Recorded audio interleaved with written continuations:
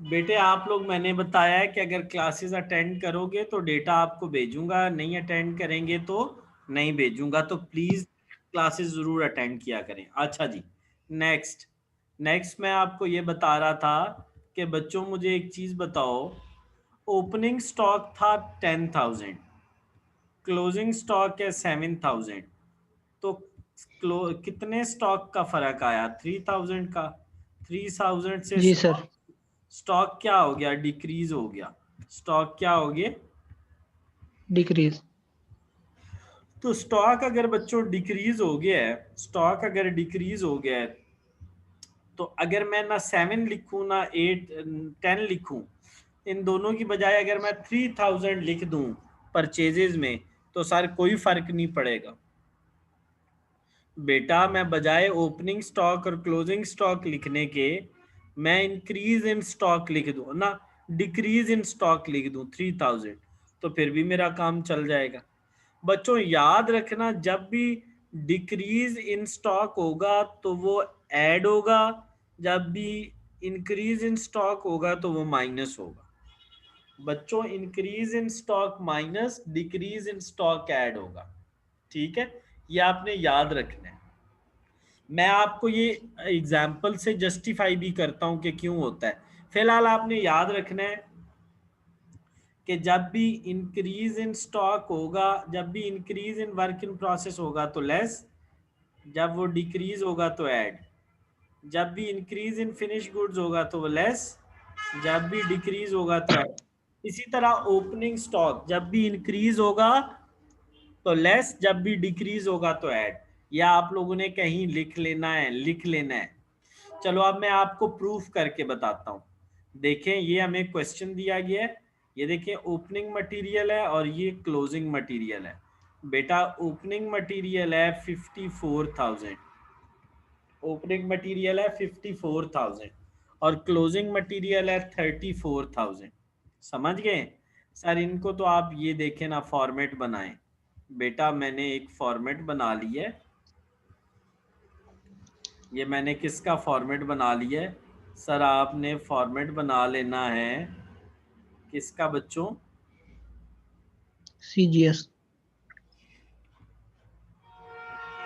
जबरदस्त champion, CGS का। ऊपर नाम कंपनी का, ये टाइटल और ये टाइटल, और यहां मैंने क्या लिख लेना है बच्चों?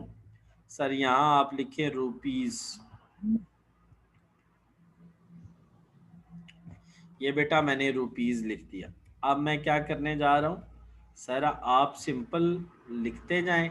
ये मैंने ओपनिंग स्टॉक लिखा 54, इसमें परचेजेस को मैंने करना है ऐड, लेकिन क्वेश्चन में रिटर्न्स भी मौजूद हैं।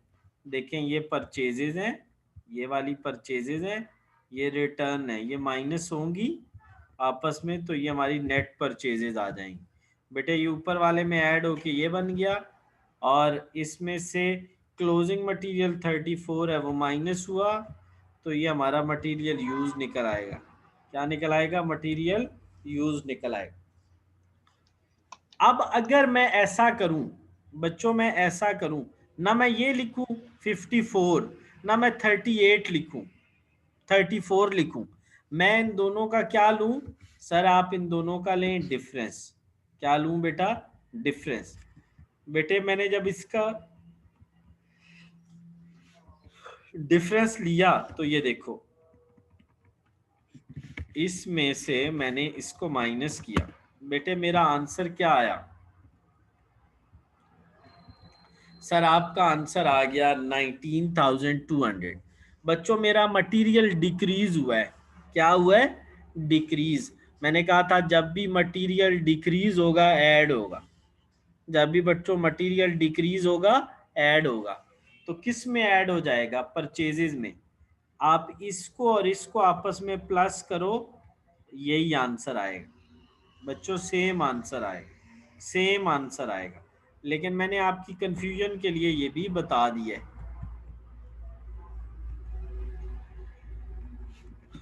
चलो इन, अब बेटा आप ये देखें हमारे पास लेबर कितनी दी गई है। सर ये मुझे समझ नहीं आ रही कि जो आप बता रहे हैं 54,000 में से किसको माइनस करना है और इसका आंसर क्यों आएगा ऐसा? बेटे माइनस करना नहीं है, मैंने आपको जस्ट प्रूफ करने के लिए बताया है कि जब भी बेटा ओपनिंग मटेरियल बड़ा हो क्लोजिंग छोटा हो तो आपने इनको आपस में माइनस कर लिया। 54 से कितना हो गया 34, तो ये डिक्रीज हुआ है बेटे या इंक्रीज हुआ है? सर ये डिक्रीज हुआ है। और बच्चे 54,000 आपकी जेब में थे, अब 34,000 रह गए हैं, तो कम हो गए हैं ना।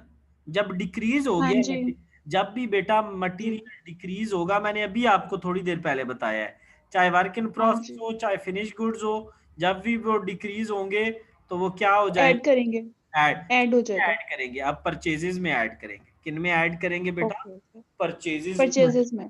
तो जब परचेजेस में ऐड करोगे तो यही आंसर आएगा, यही बात बेटा। इन दोनों को आपस में माइनस करके परचेजेस में ऐड करोगे तो यही आंसर आएगा जो यहाँ पे लिखा हुआ है।